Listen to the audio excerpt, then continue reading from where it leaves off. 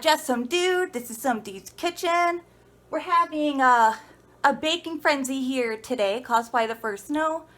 The cats are coming up and helping, making sure everything's clean up here. I'll wipe it before using the counter again. So, we're going to be making thumbprint cookies. My first time ever making them. First thing we need to do is get a stick of butter. Let it warm up to room temperature. Alright, thumbprint cookies. So, when I come up with a recipe, I usually have to research several different ones to get something put together that not only fits my allergy, but fits how I'm going to be able to make it because of my, chronic pain and whatever. So this is my first time doing thumbprint cookies, so we'll see how it works. So what we're going to need is some vanilla, just a dash, a fourth a cup.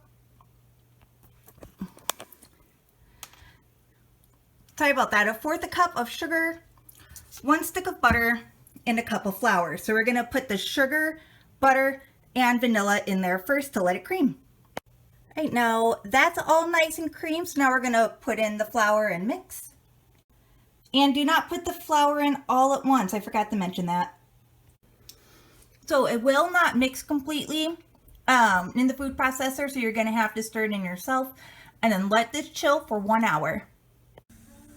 So here they are all rolled out, and I put my thumb in. Make sure you wash your hands before and after. And once your oven is preheated, you want to put it in for 8 minutes. And here they are right out of the oven. I tried the little tester piece to make sure it was cooked through. I'm so excited to try one of these once these cool down some more.